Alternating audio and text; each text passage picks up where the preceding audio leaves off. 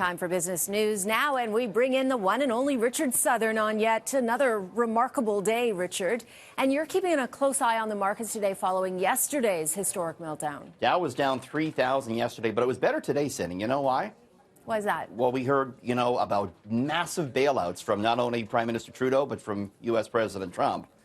Trump talking about how he wants a $1 trillion economic bailout package to cushion the U.S. economy from what we know is going to be a massive blow from this COVID-19 situation.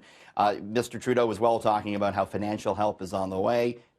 We could see checks mailed out and, the tax deadline could be pushed back, all this. Investors liked it. We have the Dow today up 1,000 points at the closing bell, picking up about 5.2% following yesterday's big sell-off. TSX here in Toronto higher as well, up about 2.6%. Some of the big winners are Loblaws, as everyone, goes to stock up on their food. Loblaws gaining 8% today. Clorox, the bleach maker, continues to go straight up, hitting another 13%. More good news, gasoline.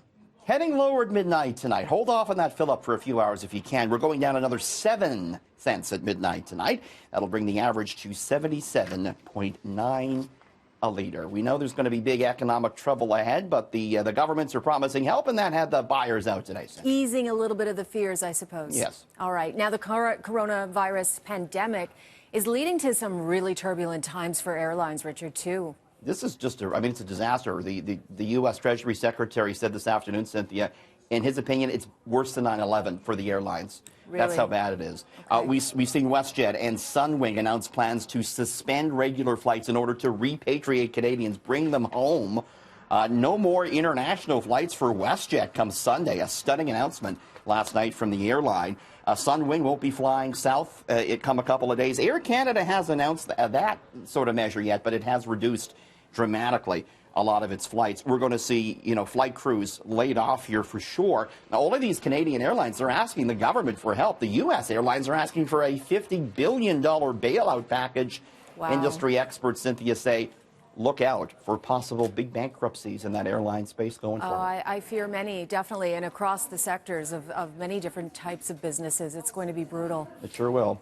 Okay, well, let's end on a high note, maybe. While many businesses close their doors, there are a few remaining open for those looking to satisfy certain vices, Richard. You knew you were wondering it when you saw that announcement from Mr. Ford this morning. Is the LCBO going to remain open? Well, a lot of people have been wondering. Yeah, well, it is. The LCBO is going to remain open. Calm down, everyone. No Calm hoarding. down. However, Cynthia, they are reducing their hours beginning Thursday. All LCBO stores will operate from 11 a.m. until 6 p.m. These are kind of the old hours they had before the Ford government allowed them to extend the hours. So 11 a.m. till 6 p.m.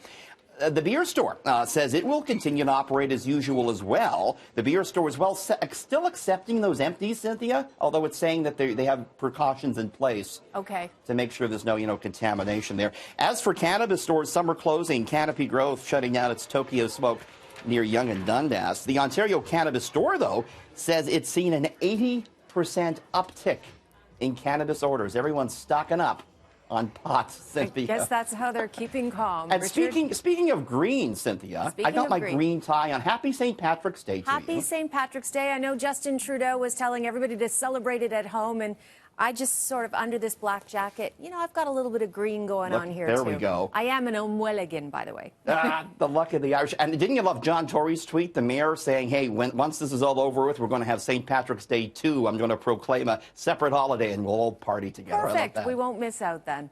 Happy St. Patty's Day. You as well, Richard. Thanks very much, and we'll talk to you again in the next hour. Cheers.